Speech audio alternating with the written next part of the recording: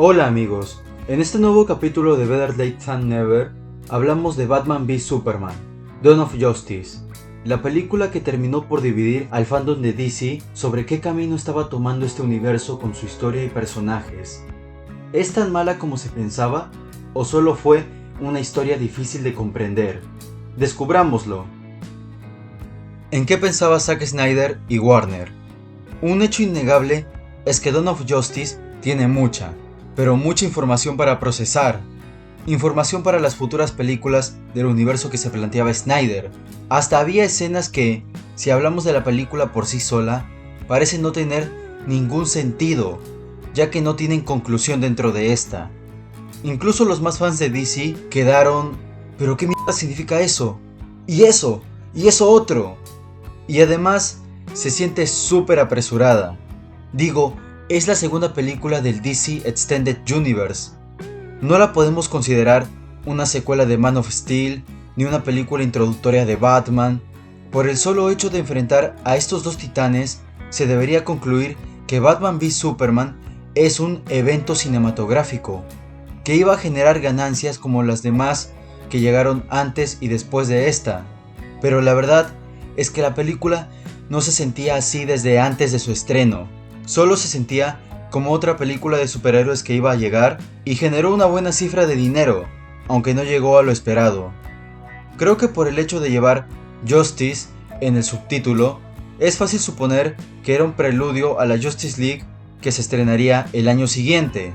Zack Snyder admitió que sí quería enfrentar a Batman y Superman, pero que primero deseaba realizar la secuela del héroe kryptoniano. Y tal vez, si hubiera seguido esa idea, la película se habría sentido con más sentido y peso emocional en la escena del sacrificio del superhombre, al tener un público que pasó más tiempo con esta versión del personaje para encariñarse. Pero ¿por qué adelantar el plan? Pues para alcanzar a Marvel. Antes que nada, no fue culpa de Snyder ni de los actores, fue culpa del estudio Warner. Siendo franco, con todo el conocimiento que tengo de la polémica en el DCEU, podríamos decir que casi todo es culpa del estudio, basándose únicamente en el éxito de la taquilla que Marvel estaba teniendo con su universo cinematográfico y difícilmente dándole importancia a la historia que Snyder quería contar, forzándolo a alcanzar a la casa de las ideas, adelantando un proyecto ambicioso, dejándolo sin muchas bases sobre qué consolidarse y que, como dije antes, se sintiera más como un preludio con escenas que no parecían encajar para nada en la historia. Creo que el mayor pecado de Batman v Superman es que fue concebida antes de tiempo. Pero, ¿qué tan grande es el efecto que tuvo esto en la historia de la película? El Hijo del Sol y el Caballero de la Noche, Son of Sun, A Knight of Night, una idea de título que Snyder tenía, pero que al final, al igual que otras cosas, tuvo que ser descartada. Mejor dejo esto en claro desde ahora para que no empiecen a decir que soy algo contradictorio. A mí me gustó esta película desde la primera vez que la vi en cines.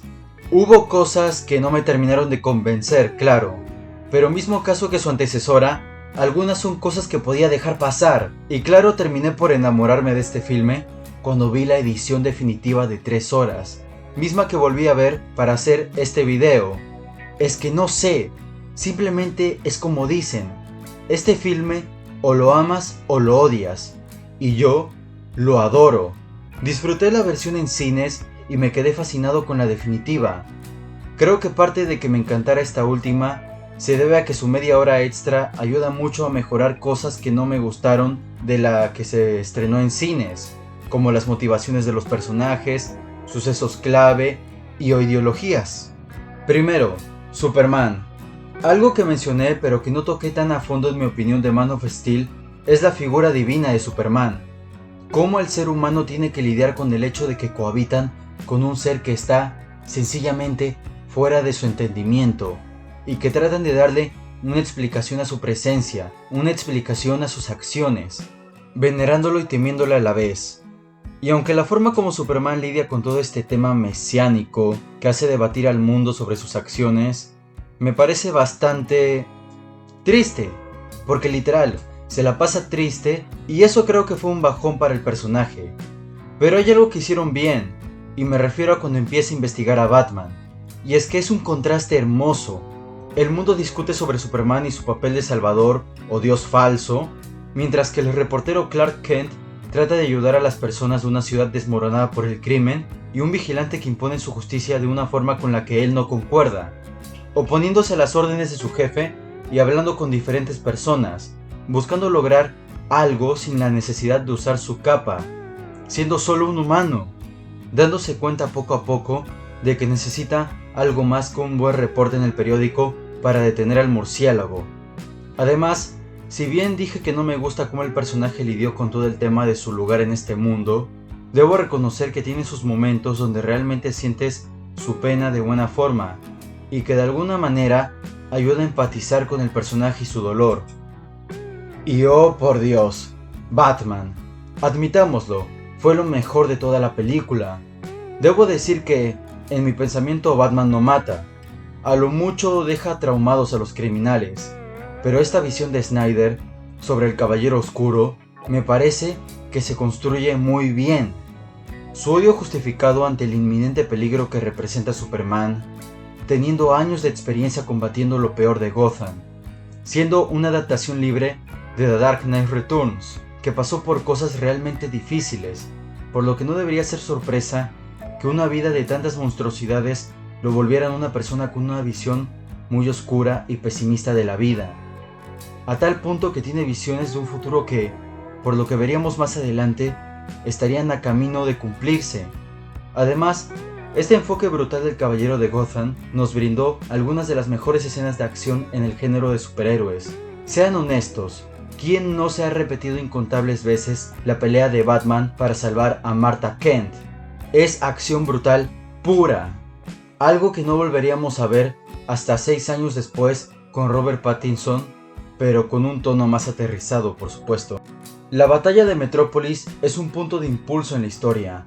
Bien como dije el video pasado, un desastre de tal magnitud tendría sus repercusiones, pues descubriríamos que Bruce Wayne estuvo presente en mitad de la batalla contra los kryptonianos, y desde su perspectiva nos mostrarían algo que hasta ese punto muy difícilmente veíamos en los filmes del género, que detrás de las espectaculares batallas de nuestros héroes hay un sufrimiento y consecuencias severas. Entendiendo el porqué de su resentimiento y odio que tiene Batman hacia Superman, las ideas de los dos titanes se construyen de tal forma que la primera vez que se encuentran puedes sentir que contrastan, que ya se conocen con todo lo necesario, pero claro, hablando superficialmente, porque al final, en el fondo, son dos hombres que quieren hacer el bien para las demás personas, pero tienen perspectivas opuestas e ideas que los llevan a chocar. Una historia profunda y una expansión ineficaz. Batman v Superman termina por querer enseñarnos en parte lo que puede llegar a ser la humanidad cuando se ve ante la idea de que no son lo más grande que existe, representado en Lex Luthor, quien parece una combinación de Joker con Loki, siendo muy extravagante pero bastante inteligente y con un control sobre todo lo que ocurre, deduciendo quiénes son realmente nuestros héroes, manipulando a Batman para que su odio crezca y asegurándose de que Superman sea visto como un peligro ante la humanidad y que ésta lo rechace. Digan lo que quieran de esta versión de Luthor, pero se lanza un plan que, gracias a la edición definitiva, lo aprecias mucho más y te hace reconocer el ingenio siniestro de este hombre, teniendo una escena grandiosa con Superman donde entendemos el porqué de sus acciones, qué lo motiva a odiar y querer arruinar al Hombre de Acero. Lamentablemente, este pensar parece perderse en el tramo final de la cinta cuando crea a Doomsday. O sea, él quiere destruir a Superman porque no tolera ver una figura todopoderosa y creer que sea bondadosa, temiendo que pueda acabar con la humanidad cuando se le plazca. Pero cuando su plan A no funciona, ¿qué hace? Crea algo 1000 veces peor que Superman. Y hasta yo reconozco que eso es una contradicción muy mal implementada en la película, que está hecha muy seguramente para el fanservice que debía ser la muerte de Superman, porque Doomsday significa eso, significa el sacrificio del héroe en más de una adaptación, representando una vez más que Dawn of Justice era un plan a futuro para Snyder, que Warner forzó a acelerar. No negaré que disfruto mucho de la acción y el clímax final de la cinta, pero tampoco voy a defenderlo al estar consciente de que contradice algo que estaba muy bien hecho. Personajes como Lois Lane, la senadora, Martha Kent, la magnífica encarnación de Jeremy Irons como Alfred, son buenos personajes secundarios, a mi parecer, teniendo un rol establecido, en especial Lois y Alfred, la primera en busca de la verdad sobre la inocencia de Superman, y el segundo como una voz de la razón y apoyo incondicional para Batman, lo que me lleva a Wonder Woman. Como ya dije antes, este filme significa el preludio a Justice League, por lo que tenemos un vistazo a toda la liga, que, si bien fue algo que en su momento conmocionó un poco, lo cierto es que es una revelación muy poco épica a largo plazo, y sirve únicamente como un vistazo de lo que vendrá, por el deseo de alcanzar a los Vengadores. Pero la implementación de Wonder Woman en esta película no se hace forzado, solo un poco conveniente para concretar su relación con Bruce y la ayuda que le brindará para reunir a los metomanos. Aún así, Wonder Woman nos brinda dos cosas muy geniales.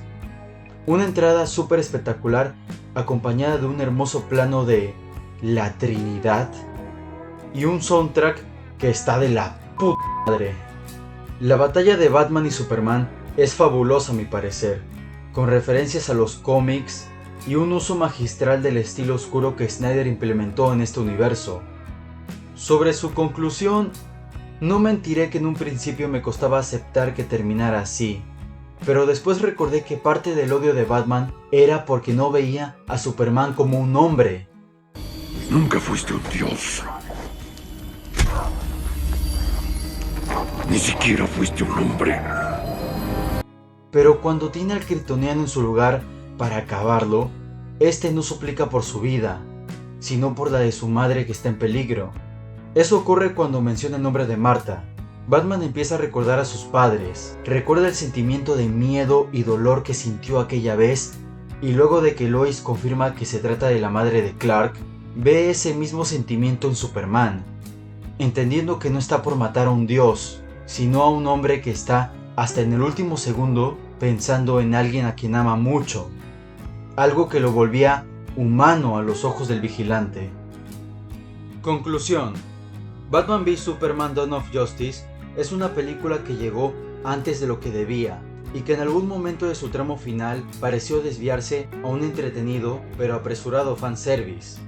No es perfecta, pero la disfruto un montón y entiendo algunos de los mensajes que querían brindar, razón por la que cuando en otros videos menciono joyas incomprendidas, la que siempre tengo en la mente es esta película, víctima de su estudio y que hizo todo lo que pudo para cumplir, aunque no lo consiguiera del todo.